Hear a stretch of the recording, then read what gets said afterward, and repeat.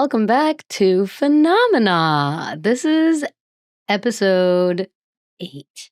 Yeah, I want to say 8. Final answer. Welcome back to Phenomena. I'm so excited that you decided to come back for this week's episode. This is the last episode guest written by our lovely friend of the pod, Austin Duffy. Thank you so much, Austin. You are amazing. I appreciate you so much. And I will put his Instagram up on the screen if you want to follow his whereabouts and wanderings about. He's currently working on he's like a production assistant or a production person on like a movie for like a couple weeks. So wish him luck. But I'm excited to hear how that went. But I'm really, really thankful that he was able to get me the script. So yay. For this week's episode, we're going to be talking about the game transfer phenomena. Also, I'm your host, Mimi Dibbs. I'm your host, Mimi Dibbs.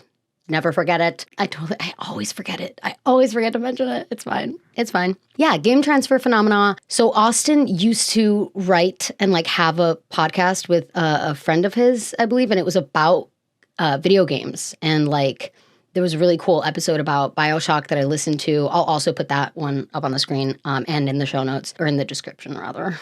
Look at me saying show notes like I know what that means. So I wanted to explore something that had to do with a video game universe. Because I was like, there's got to be multiple phenomena to choose from within that realm. Let's get started. So if you're a gamer, you'll probably relate.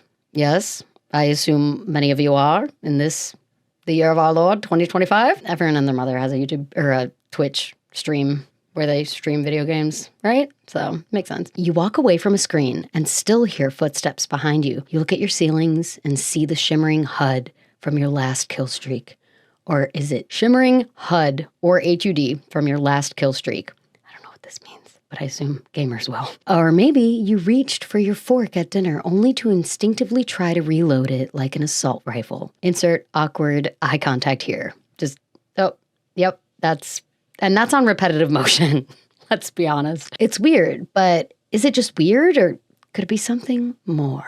What if your favorite video game isn't just something you play, but something that plays you? Ooh, it's already giving Polybius conspiracy, right? This is like the more modern version of what was claimed to have happened during the Polybius conspiracy, because in that situation, it's kind of like the game was playing you, right? Tonight, we're descending into the glitching mindscape of the game transfer phenomenon, a very real and very creepy psychological condition where digital delusions leak into reality.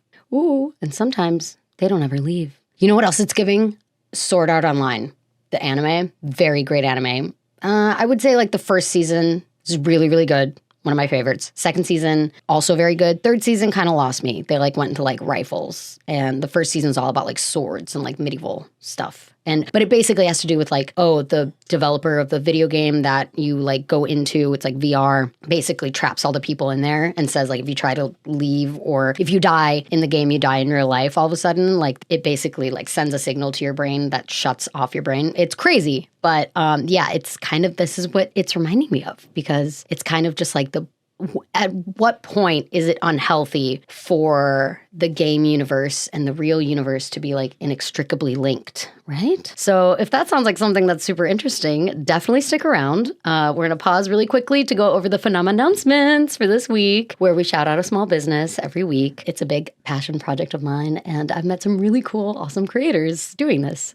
So for this week, I am shouting out our friend Kristen, who I met through another mutual friend of mine, Mandy, on TikTok, who started like a Discord chat for like people that just want to like creatively share ideas and like just have it be like an open, like a virtual open mic kind of community. It's really cool. It's great. And this girl on there, Kristen, mentioned that she owns a vintage store in Salt Lake City that she started on Etsy originally and then grew into a brick and mortar spot in downtown Salt Lake. So super awesome, first of all.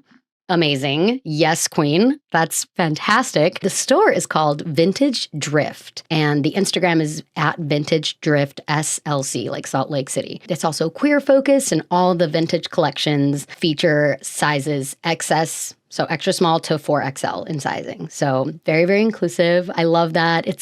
She mentioned that it's something she's very proud of. Obviously, the fact that it, started on Etsy and has grown to be this really amazing space for her to be able to just like curate all her awesome vintage wares and fashion designs. And I love it. It's so great. Honestly, I'm so, so happy that we came in contact via this awesome Discord that we're both a part of. So yay, Kristen. Thank you so much. Cool. All right. Without further ado,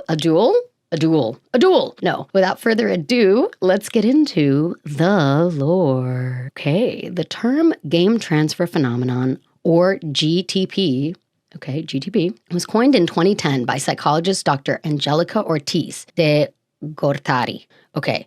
Dr. Angelica Ortiz de Gortari. Nice. It describes a strange and increasingly common experience reported by gamers around the world. Also, this is 2010. So again, like Polybius Conspiracy was in the 80s, and then this new thing didn't come out until 2010. So it's very recent. This is very, very for recent gamers. So pay attention because, lest you be trapped in your world forever. And no, we're not just talking about zoning out after a 6-hour Elden Ring binge. Ooh. Jodel, we're looking at you. No, I'm kidding.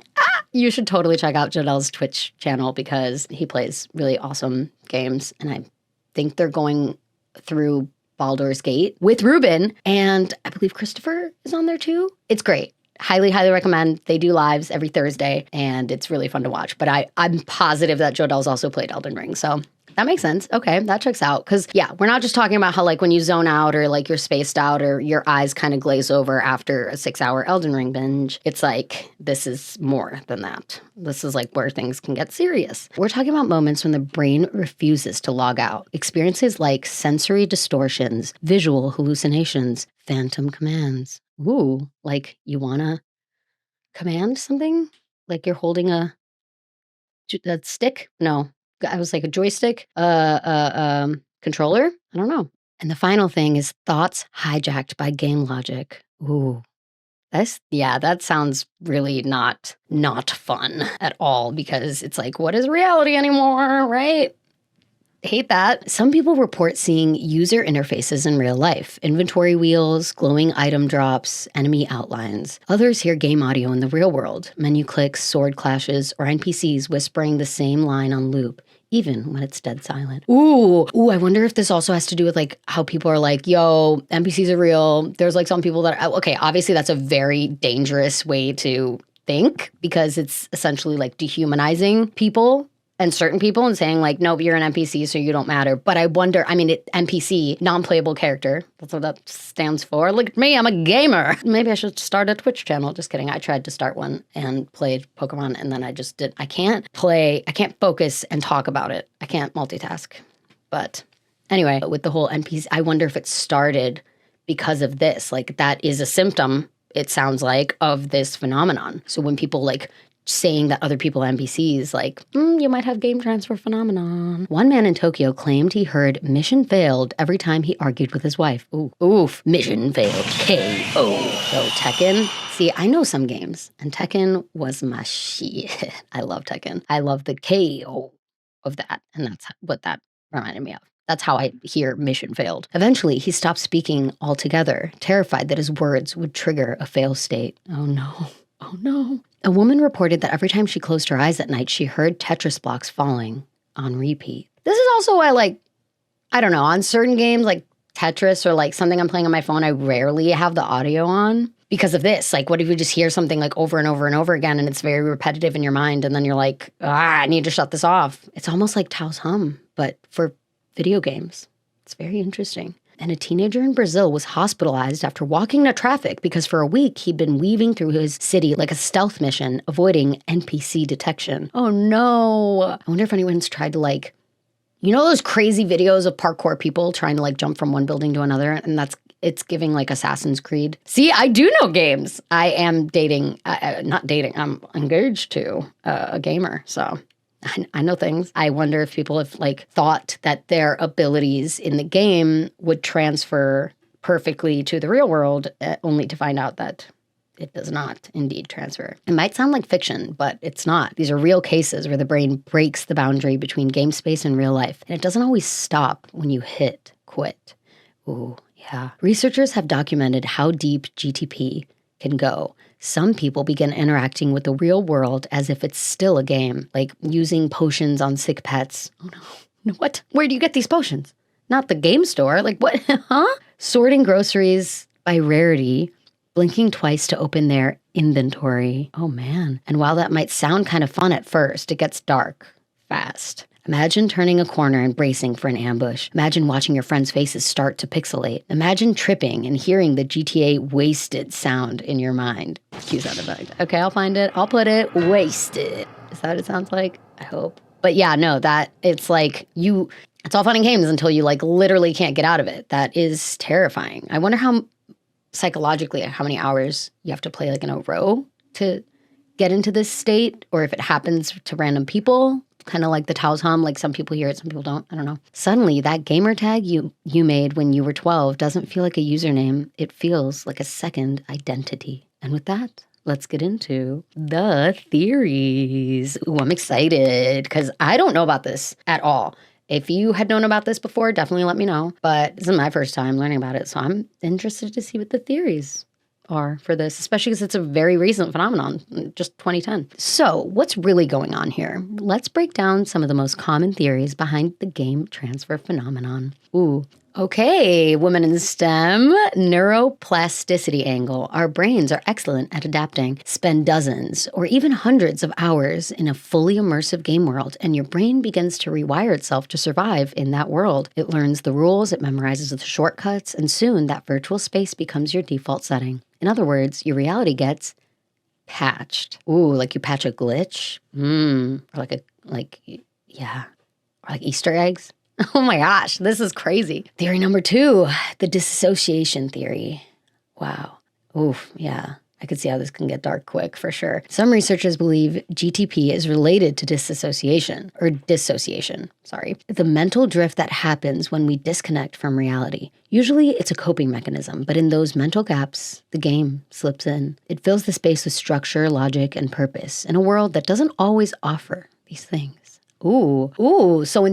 So it dissociates and then favors the game logic and the game reality over real life? That's wild. That's crazy. Okay, so first one is neuroplasticity. You are likely to adapt to the rules and your surroundings, and especially as games get more and more immersive and you play a bunch of hours, you start to, like, it's obviously your brain's gonna start to think about those things, but it's a problem when you can't actually turn off. And then the dissociation theory, I feel like kind of almost goes hand in hand with the neuroplasticity theory in that you dissociate, but then the game logic is what seeps through the cracks of like dissociation. Interesting.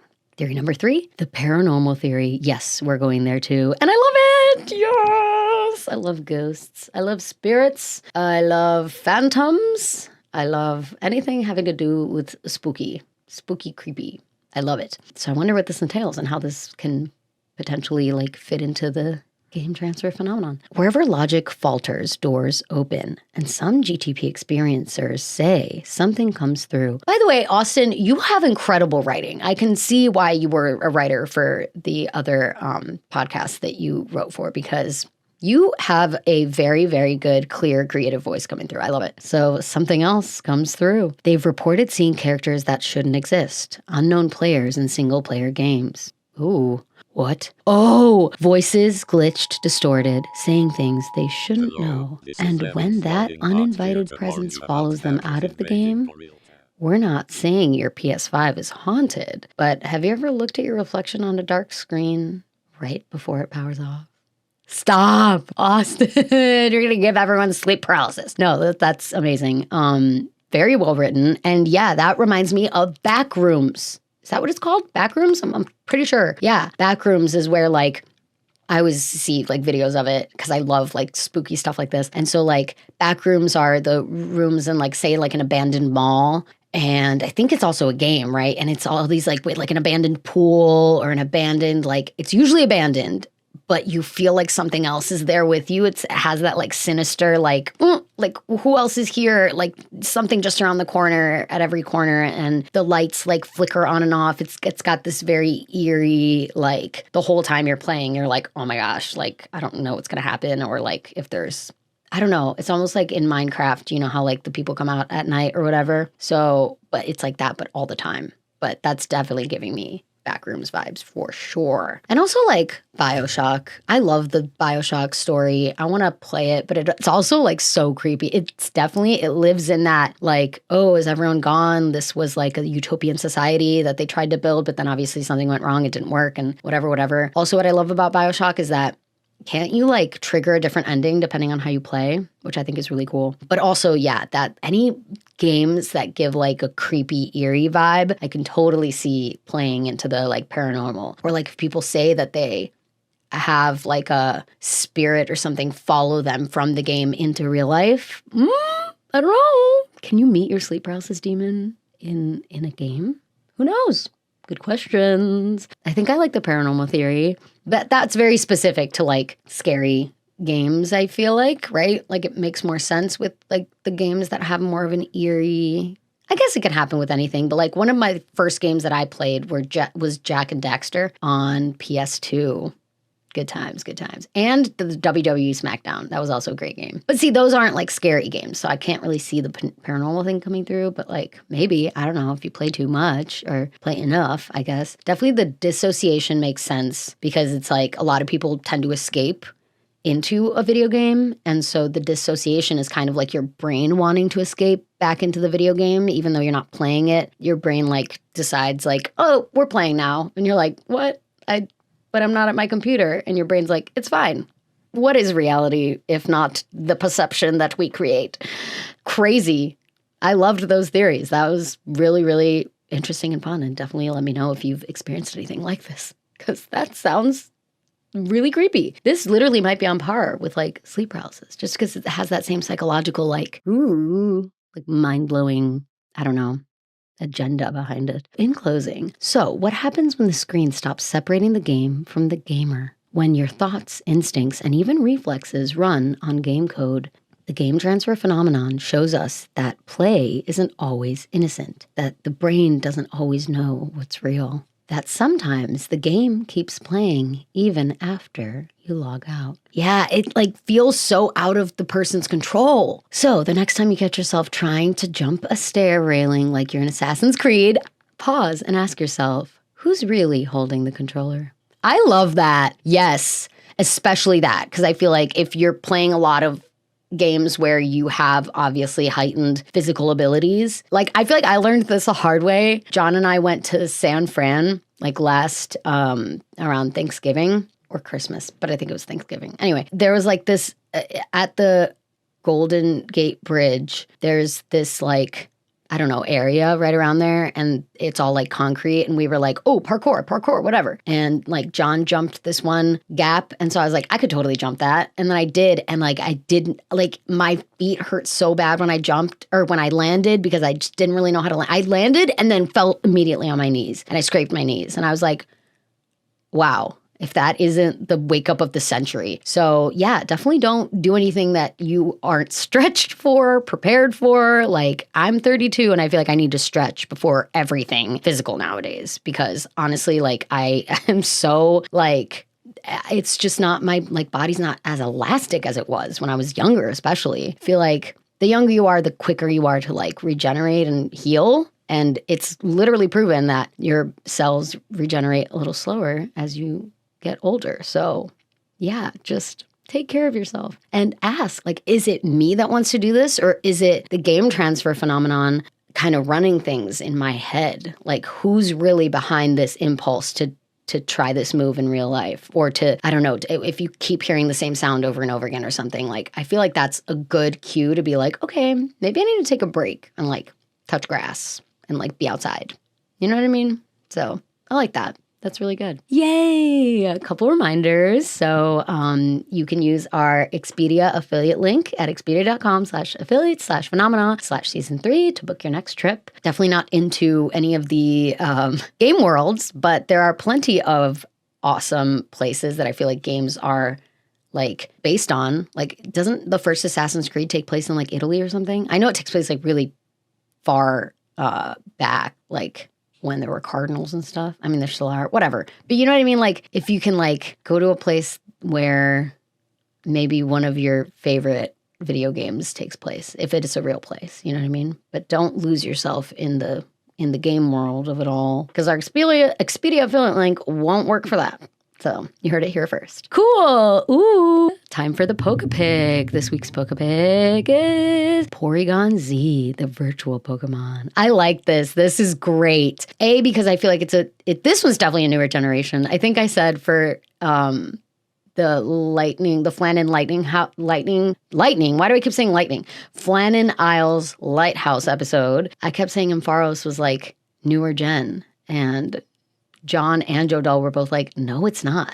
It's like second generation. I'm like, dang it. But I'm pretty sure Porygon Z is later. And this makes sense because it's a pretty recent phenomenon. So I like it. Pokedex entry. An additional program was installed to create a more advanced Pokemon, but it was apparently flawed. Porygon Z moves oddly as a result. Basically, its programming was modified to enable work in alien dimensions. This led to instability and glitchy behavior. Whoa, I feel like it's giving the what's the glitch Pokemon that we had for the Polybius conspiracy? I think didn't we choose like M? I think it was just like called M, but it was like just a glitch Pokemon. That's wild. Ooh, I like that. So it's like it's virtual, but something's not quite right about it. I didn't know that. I didn't know it had like a creepy vibe. Wonder if it's a ghost type. I have to look up the type. That's wild. But he looks so cute and like unassuming. I guess that's the whole point, right? You like can fall into it and all of a sudden you're in a virtual world and you can't get out. All right. So yeah, if you have definitely heard of this episode, sorry, not this episode. If you've ever heard of the game transfer phenomenon, then you have to email us at phenomenon.cases@gmail.com. Like you have to, it's mandatory, because I need to know, because I did not know about this. I didn't even know this phenomenon existed. And it, like I said, it's very recent. So like, if you knew about it, how did you know about it? How did you hear about it? I need to know. And if you've experienced it, you absolutely have to let us know, because hello, we have to know what your experience was and how you got out. We also have a Patreon that is, we have a free tier, a $5 tier, and a $2 tier. So you can feel free to support us monthly or just join the free tier to get access to our Discord. I also post some stuff that's available for the free tier on Patreon, like the pokepic and my favorite GIF. So you'll still be able to see some cool stuff on there if you join for free. But definitely the Discord is pinned to the top of the Patreon. So join that, because it's a super fun time. We talk about the pokepic and get into the lore and stuff like that. So yeah, come join us. Also check out our merch. You can wear your support on your sleeve and keep the curiosity going. Visit phenomenalmerch.myshopify.com to grab yours. Yay! As of right now, it's just the Phenomena logo, but I'm sure you probably also saw that the intro was like new and improved. One of my good friends, Tyler, put it together. He is an incredible like animator, and I'm so glad that he was able to do some really cool stuff with it. So it's so much more like visually appealing and engaging. But yeah, the merch right now just has the Phenomena on the back and the P in the front. But I'm working with my friend Sean, i.e. Hypocrite Inc., to kind of sketch out some cool stuff in his spooky art style. So we can make some cooler merch. But as of right now, I mean, I think it's pretty cool. You can get like 3 different hoodies. So check it out. New episodes come out every Wednesday at 6 p.m. PST. And for next time on Phenomena, we'll be talking about the Brown Lady of Raynham Hall. I love it. Paranormal. Yes.